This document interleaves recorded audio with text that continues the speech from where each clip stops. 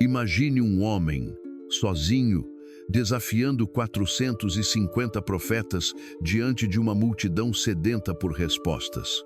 O céu está fechado, a fome assola a terra e o coração do povo se divide entre dois deuses. De um lado, Baal, do outro, o Senhor de Israel. E no meio de tudo isso, Elias, um profeta com uma fé tão inabalável que ousa colocar o nome de Deus à prova diante de todos. O som dos ventos é abafado pelo silêncio. Olhares desconfiados, corações aflitos. As crianças choram de fome, os homens estão cansados, as mães não têm pão para oferecer. E no meio desse caos, Elias ergue a voz, chamando o povo de volta ao Deus que eles haviam esquecido. Mas o que acontece quando os céus parecem fechados, quando o silêncio ameaça engolir a esperança? Prepare-se, porque esta não é apenas a história de um milagre antigo. É um chamado para entender como a fé pode reacender o impossível. O reino de Israel vivia um dos períodos mais sombrios de sua história. Acabe, rei de Israel, havia cedido sua autoridade espiritual à influência de Jezabel, sua esposa fenícia. Jezabel trouxe consigo a adoração a Baal, um deus pagão reverenciado como senhor das colheitas, das chuvas e da fertilidade. Promessas de abundância, rituais extravagantes e símbolos de poder seduziram o coração do povo. Aos poucos, Israel abandonou o Deus de Abraão, Isaque e Jacó para se prostrar diante de altares estranhos. Os antigos cânticos que celebravam o Criador foram substituídos por sacrifícios humanos e danças diante de ídolos esculpidos. Mas a idolatria trouxe consequências terríveis. Uma seca devastadora assolava a terra, cumprindo a palavra de Elias. Não cairá orvalho nem chuva, senão segundo a minha palavra. 1 Reis 17, 1. Durante 3 anos e meio, o céu permaneceu fechado, a poeira cobriu as plantações e os celeiros ficaram vazios. Famílias inteiras padeciam. Era como se a própria natureza gritasse: vocês se esqueceram do Criador. Nesse cenário, surge Elias, um homem comum, de origem simples, mas com uma fé capaz de estremecer céus e terra. Não tinha coroa, nem espada, nem exército. Seu único recurso era a voz de Deus. E, depois de anos de silêncio, Deus finalmente fala: vá e mostre-se ao rei Acabe, pois enviarei chuva sobre a terra. 1 Reis 18. Mas, antes da chuva, viria um ato que marcaria a história. O fogo cairia primeiro. Elias se apresenta diante do rei Acabe e o encara com firmeza. A tensão é palpável. Então, lança um desafio ousado. Reúnam todo o povo de Israel e os 450 profetas de Baal no Monte Carmelo. Hoje, vamos descobrir quem é o Deus verdadeiro. O convite se espalha como fogo no vento. No dia marcado, milhares de pessoas sobem o Monte Carmelo. O ar seco arranha os pulmões, a poeira cobre os pés e o sol inclemente queima a pele. O povo se aglomera, dividido entre a esperança e o medo. Elias se ergue no centro da multidão e proclama: até quando vocês vão oscilar entre dois pensamentos? Se o Senhor é Deus, sigam-no. Mas, se Baal é Deus, sigam-no então. Um silêncio pesado se instala. Ninguém responde. O coração de Israel estava dividido. Então, Elias apresenta a prova. 2 altares, 2 novilhos, 2 ofertas. O Deus que respondesse com fogo seria reconhecido como o único Deus verdadeiro. O desafio estava lançado. Os profetas de Baal começam. Gritam, dançam, rodopiam em frenesi, rasgam as próprias peles com lâminas afiadas. Desde a manhã até o meio-dia, invocaram Baal. Responde-nos. Mas não houve voz nem resposta. O suor escorre, o sangue mancha o altar, mas os céus permanecem mudos. A multidão começa a trocar olhares desconfiados. O barulho ensurdecedor dos rituais não encontra eco algum no céu. Elias observa, imóvel. Então, com uma ironia afiada, diz: gritem mais alto. Talvez Baal esteja dormindo, ou viajando, ou ocupado demais para ouvir vocês. Alguns riem nervosamente. Outros se envergonham. A fé do povo começa a vacilar. Quando chega a vez de Elias, tudo muda. Ele não precisa gritar nem se cortar. Ele caminha lentamente até o altar do Senhor em ruínas. Então, Elias reparou o altar do Senhor. Com paciência, coloca 12 pedras, representando as 12 tribos de Israel, reconstruindo não apenas o altar, mas a identidade espiritual do povo. E então, faz algo impensável. Manda encher 4 cântaros de água e derramá-los sobre o sacrifício. Não uma vez, mas 3. O chão fica encharcado, a madeira goteja, o sacrifício é coberto por água. Em meio à seca, Elias aposta tudo na fidelidade de Deus. Humanamente impossível que aquilo pegasse fogo, mas Elias sabia que o impossível é o palco dos milagres. Talvez você esteja vivendo o seu próprio Monte Carmelo, um tempo de seca espiritual, não de chuva, mas de esperança. Os céus parecem fechados, as respostas não vêm, e o seu coração oscila entre confiar plenamente em Deus ou buscar soluções rápidas que o afastam dele. Assim como Israel, muitas vezes somos tentados a dividir nossa confiança, um pouco no Senhor, um pouco nas promessas fáceis do mundo. Mas Elias nos ensina algo profundo. Não existe neutralidade espiritual. Ou permanecemos firmes em Deus, ou seremos levados pelo deserto da insegurança. O altar encharcado de Elias carrega uma mensagem para nós hoje. Quando tudo parece impossível, quando os recursos são escassos, quando as portas se fecham, quando os céus parecem em silêncio, é justamente nesse momento que a verdadeira fé é testada. E é nessa hora que aprendemos que Deus não precisa de circunstâncias favoráveis para agir. Ele precisa apenas de corações dispostos a confiar. Elias então se afasta alguns passos do altar encharcado. O silêncio domina a multidão. Nenhuma folha se move. O sol escaldante queima a pele, mas o que realmente sufoca é a tensão no ar. Todos os olhares se voltam para aquele homem solitário. Ele se ajoelha, fecha os olhos e levanta a voz ao céu: Senhor, Deus de Abraão, de Isaque e de Israel, que hoje se saiba que Tu és Deus e que eu sou Teu servo. Atende-me, Senhor. O último sussurro da oração ecoa no vento. O coração do povo bate acelerado. O impossível está prestes a acontecer e ninguém sabe como será o próximo segundo. O Monte Carmelo inteiro prende a respiração. A multidão está imóvel, como se o tempo tivesse parado. Os olhos do povo se voltam para o céu, buscando um sinal, qualquer sinal. E então, acontece. Uma luz corta os céus. Um clarão incandescente surge como uma lâmina de fogo e desce com uma força que parece dividir o próprio ar. O fogo do Senhor cai sobre o altar com um rugido que faz a terra tremer. É tão intenso que consome tudo: o sacrifício, a madeira, as pedras, o pó e até a água que escorria pelos sulcos. O impacto ressoa como um trovão. E por um instante, o calor do fogo toca cada rosto, envolvendo todos em um clarão sobrenatural. O impossível acabou de acontecer diante de milhares de testemunhas. Por alguns segundos, ninguém consegue falar. A cena é tão grandiosa que até o vento parece ter parado. O silêncio absoluto é quebrado por um som, primeiro baixo, depois crescente, até se tornar um coro poderoso. O Senhor é Deus. O Senhor é Deus. O povo inteiro se prostra. Homens que antes defendiam Baal, agora choram com o rosto no chão. Mulheres que esperavam por respostas, tocam a terra como quem pede perdão.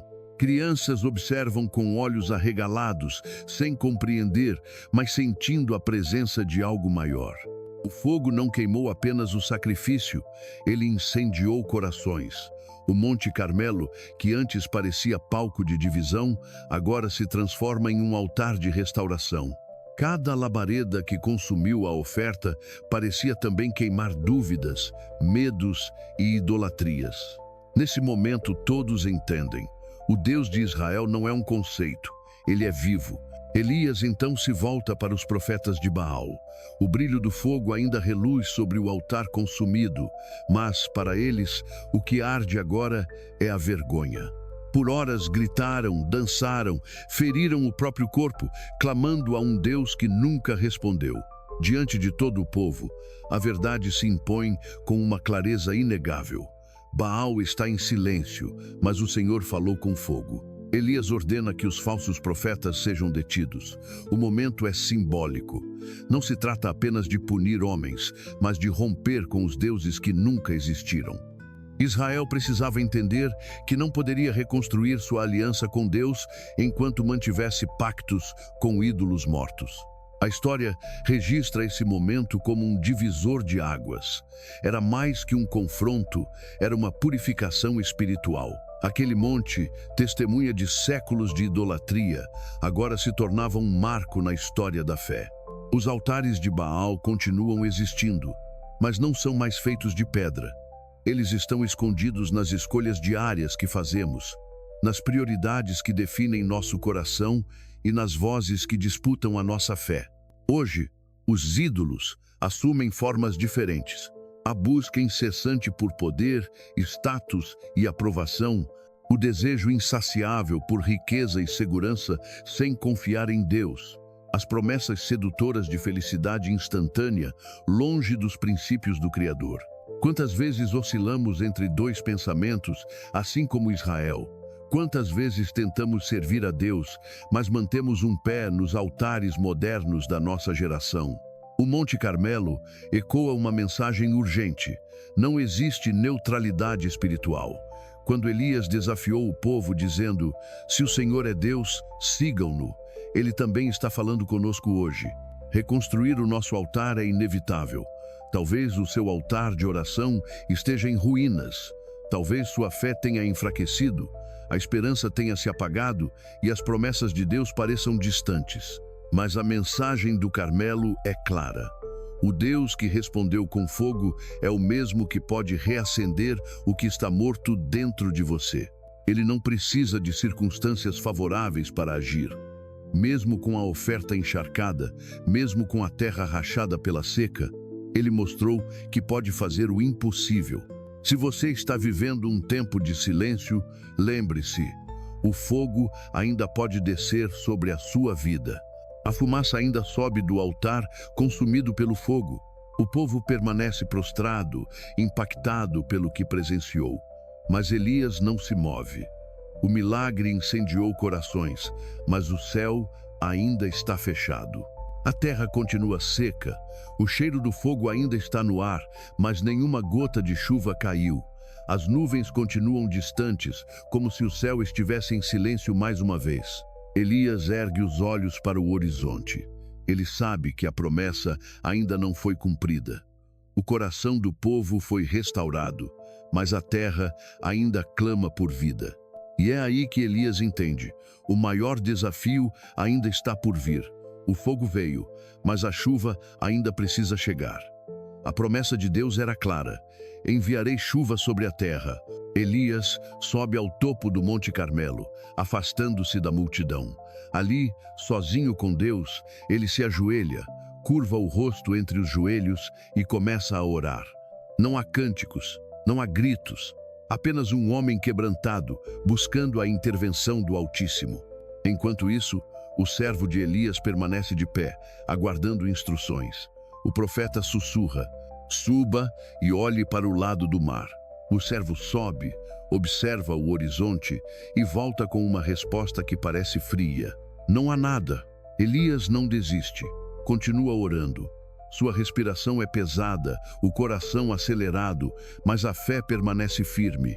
Pela segunda vez, manda o servo subir. Depois, pela terceira, pela quarta, pela quinta, pela sexta, 6 vezes a mesma resposta: nada. Qualquer outro teria desistido. Mas Elias sabia que o silêncio de Deus não é a ausência de Deus. Cada oração era uma declaração de confiança. Cada súplica, um passo mais perto do impossível. Na 7ª vez, o servo retorna com uma expressão diferente no rosto. Ele respira fundo, tentando acreditar no que viu. Vejo uma nuvem, pequena, do tamanho da mão de um homem, subindo do mar. Para muitos, seria insignificante. Uma nuvem pequena, quase imperceptível, em meio a um céu imenso. Mas, para Elias, aquele detalhe carregava o peso de uma promessa. Ele se levanta imediatamente e diz ao servo: vai e diga a Acabe, apronte o seu carro e desça, antes que a chuva o impeça. De repente, o vento começa a soprar diferente. O ar seco é tomado por uma brisa fresca, trazendo consigo o cheiro da mudança. O céu, antes azul, começa a se cobrir de cinza. As primeiras nuvens se juntam, pesadas, escuras, carregadas. O que começou com uma nuvem pequena estava prestes a se tornar uma tempestade de renovo. O horizonte se escurece rapidamente. O vento ruge, fazendo os mantos balançarem. Os galhos das árvores se curvam, como se rendessem à força da natureza. Um trovão ecoa à distância. E então, a primeira gota cai. Em instantes, o céu se abre e a chuva desce com força, lavando a terra ressecada. O som das gotas batendo contra o chão seco parece uma melodia divina. A poeira se transforma em barro, os riachos voltam a correr e a esperança renasce. O povo, que antes se prostrava em arrependimento, agora levanta o rosto para o céu, deixando a água lavar não apenas a pele, mas também a alma. A chuva não era apenas um fenômeno natural, era o sinal visível da graça de Deus. A promessa havia se cumprido. O Deus que respondeu com fogo também respondeu com chuva. Quantas vezes nos encontramos no mesmo lugar que Elias, entre o fogo e a chuva? Talvez você já tenha visto Deus agir na sua vida, mas ainda espera por algo que parece impossível. Talvez tenha recebido uma promessa, mas os céus ainda parecem fechados, e cada oração traz a mesma resposta: nada. O Monte Carmelo nos ensina algo precioso. Perseverar na oração é escolher confiar, mesmo quando os olhos não veem sinais. Elias orou 7 vezes. Ele não parou na sexta. Muitas vezes, o milagre começa pequeno, como uma nuvem do tamanho da palma da mão. É fácil desprezar os sinais sutis, mas é assim que Deus trabalha. Ele transforma pequenos começos em grandes manifestações da sua fidelidade. A chuva sobre Israel nos lembra que o nosso Deus não responde apenas com fogo para nos restaurar espiritualmente, mas também com chuva para renovar a nossa vida. Quando tudo parece seco, Ele traz vida. Quando tudo parece perdido, Ele abre um novo caminho. Quando nossas forças acabam, Ele derrama renovo. Se os céus parecem fechados, não desista. Continue orando, continue crendo. O silêncio de hoje pode ser a preparação para a abundância de amanhã. O Monte Carmelo nos deixa uma mensagem poderosa. O Deus que responde com fogo é o mesmo que responde com chuva. Ele não apenas prova quem Ele é, mas também cumpre suas promessas. Talvez o seu altar precise ser reconstruído. Talvez seja hora de remover os ídolos que disputam espaço no seu coração. Talvez seja a hora de esperar com paciência, como Elias, até que a pequena nuvem surja no horizonte. O Carmelo nos ensina que o impossível acontece quando a fé persevera. Enquanto o povo celebrava a chuva, o céu ainda ecoava uma verdade eterna: o Senhor é Deus. Essa é a mensagem que atravessa os séculos e chega até você hoje. Então, não desista. Reconstrua seu altar, persevere na oração, mantenha os olhos no horizonte, porque a nuvem pode ser pequena, mas a tempestade de bênçãos está a caminho. Se essa mensagem falou ao seu coração, não guarde isso só para você. Se inscreva no canal, ative o sininho para não perder nenhum dos próximos vídeos, curta este conteúdo e compartilhe com alguém que precisa ouvir essa palavra hoje. E me conta aqui nos comentários, qual altar você precisa reconstruir na sua vida? Sua experiência pode inspirar e fortalecer outras pessoas que estão vivendo momentos de silêncio e espera. Juntos, vamos espalhar a palavra e manter a chama da fé acesa.